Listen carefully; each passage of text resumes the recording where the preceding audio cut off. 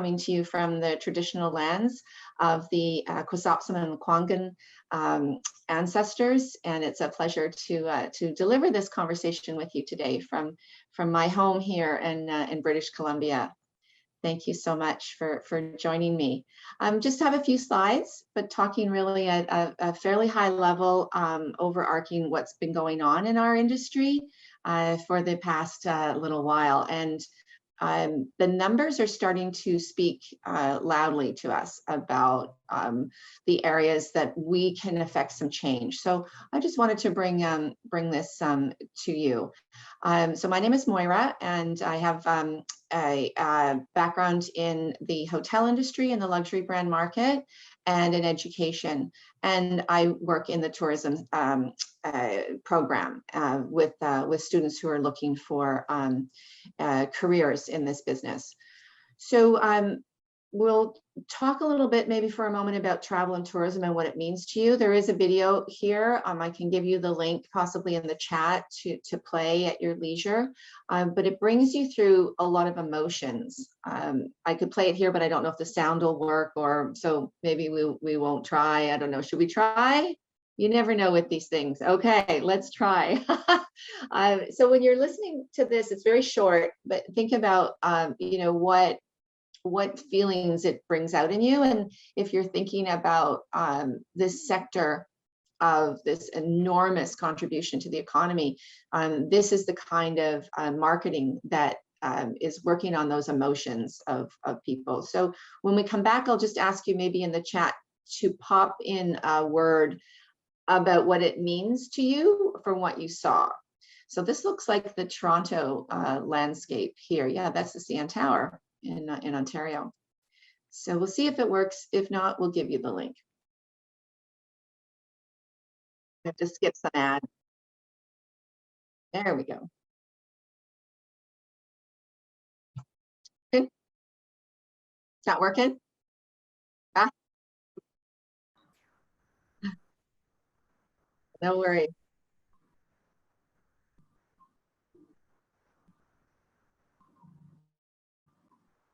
Yeah, sometimes that doesn't work.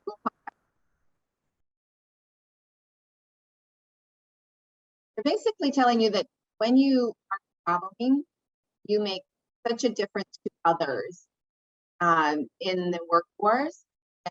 They're saying you're changing lives in the world with your travel expenditures, and when you're out there, that you're doing makes such a difference to others.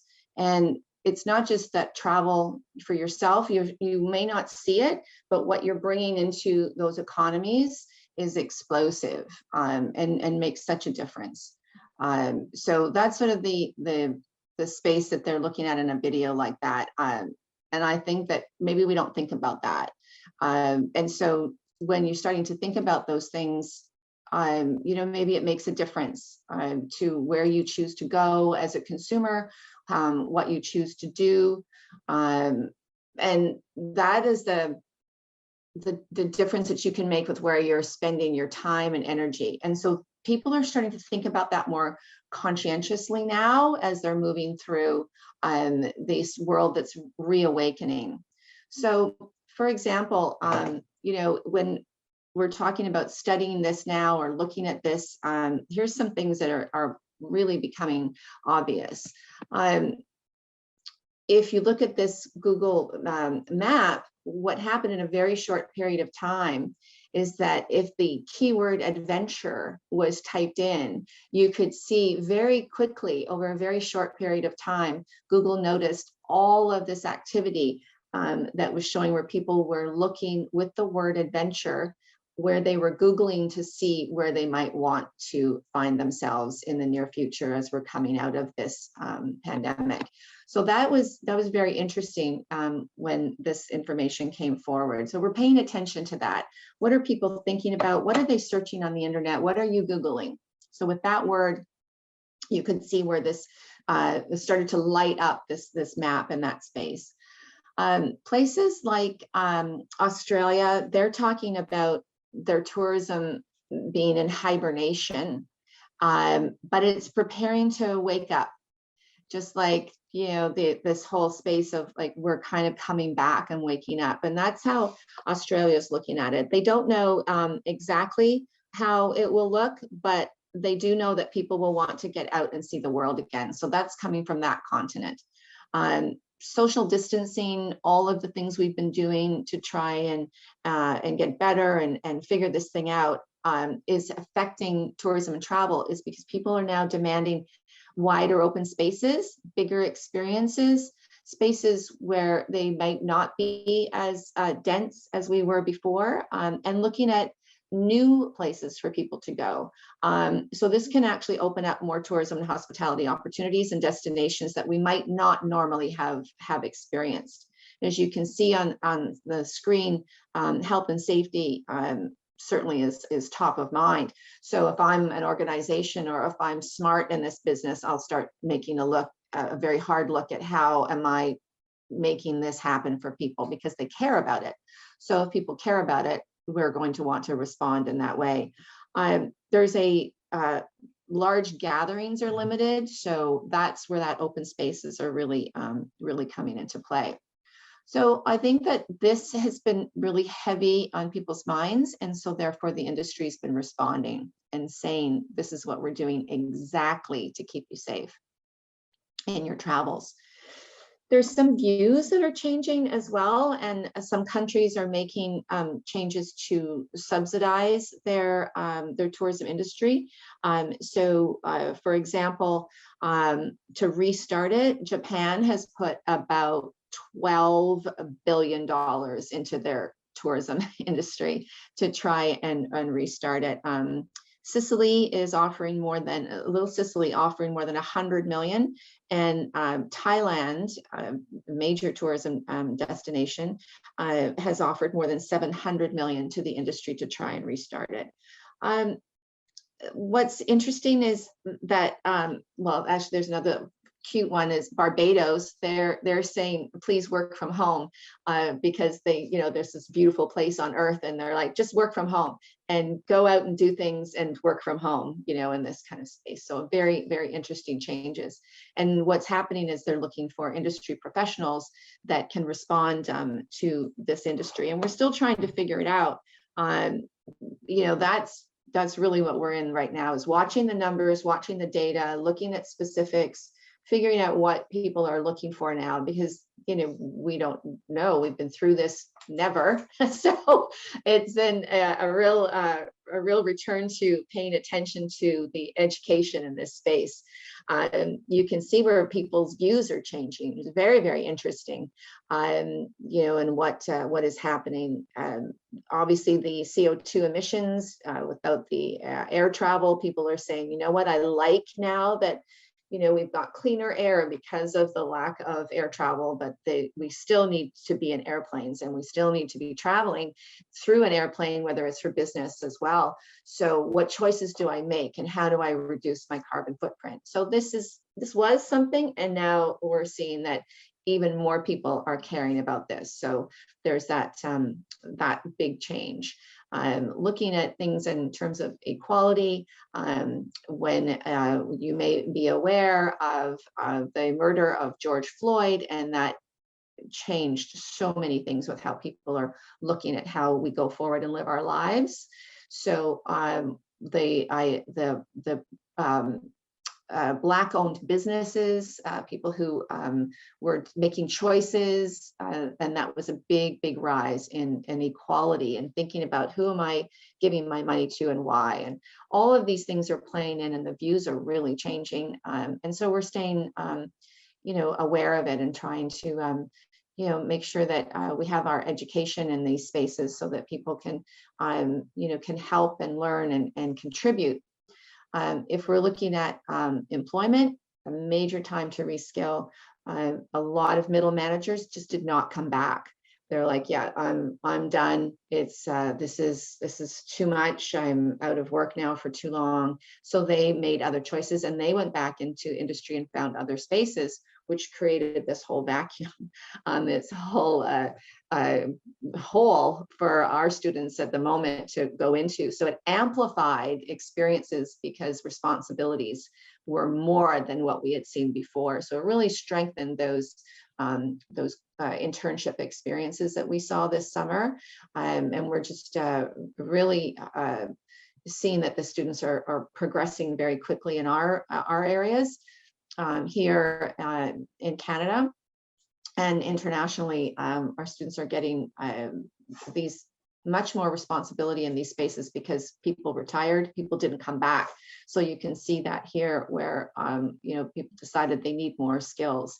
So lots of things changing. You can see in wildlife, the people were, the conservationists, the money wasn't there because people weren't going to these places. So what they're going to have to do to look at these changing views and figure out is what is happening now. So there's lots of research on these topics. So that's the sector changes, though. So the workforce, you have to adapt. People have to fill this skill gap in the labor market. We have a big gap right now in our labor market, and this is, there's just supply and demand of product. Just aren't people available. A lot of people just are not sure when to go back to work or what to do. So it's becoming now something that we're really, really focusing on, and that if you have your education in this space, you're filling a very, very big managerial, supervisor, leader, entrepreneurial lead on how to think about your workspace in the future in travel. It's normal to work at home. So we're seeing that there's these blended work plans where people are now coming to grips with their home office. The dogs are here, the cats are running around, we're all, living differently and figuring it out.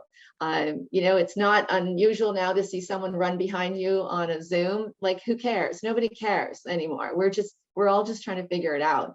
And I think that is very, very interesting. So we're all watching that too from our work lens.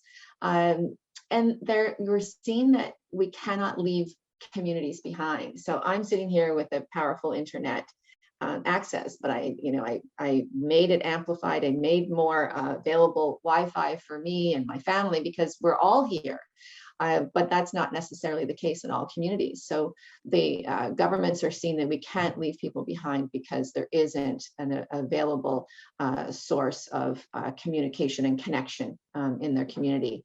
So this is really an important area to be working in and to be figuring it out.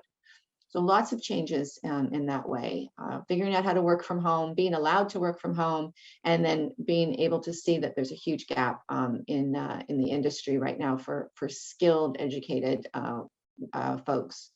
So these are the kinds of things that are happening with us. These are some of the spots around the world that we have our students working and alumni and sharing with us what's going on in their workplace so that we get really good information about what's happening today. The industry has taken on so many challenges with our public health offices and what we're allowed to do, and all of these businesses and spaces have really had to, each and every one of them had to go in and working together to figure out how to continue with their business. And you can see, the wedding markets and the meeting event planners and all the festivals and the folks who put on the sport activities. And oh my goodness, we love sports, activities, and what you can see with the athletes and how we can support them and get in the stands and bring ourselves back into these spaces safely. And so if those organizations can tell us we can do that safely, then that's exactly what we want to do. And I think that we're seeing that based upon the very first slide where Google said, look at all the activity when people typed in the word adventure. So I think people want what we're seeing from the data is people want to return, but they want to return in a safe way. And they want to return in a maybe more of a knowledgeable way in their open spaces. They're picking and choosing where they're going to spend their time and energy and money. And they want people to have the knowledge when they get there. And so these are the kinds of things that we're seeing right now. It's a whole new day. It's a new day that's ready for people with ideas, with people who are paying attention to all of the changes. And we're certainly noticing it and leaning in. Everyone just seems to be leaning in to get where we have to go, because it is an incredible economic influence in many communities and in many lives. So those are the kinds of things I wanted to share with you today. If there are any questions or anything that's coming to mind, you're more than welcome to put things in the chat box. These are just a couple of slides of some of our graduates who are feeding the information back to us about what they're doing, master's degree and undergraduate students. And then it comes back to what it means to you to travel. So I'm just, those are the kinds of things for you to think about, and how you could affect change in the future in your own spaces, what you're doing for your travel, how you're helping the communities with every moment that you spend out there in a safe way. And then maybe there's a gap that you want to fill in this space, because there are definitely spaces now for people to fill. Thank you. Thank you so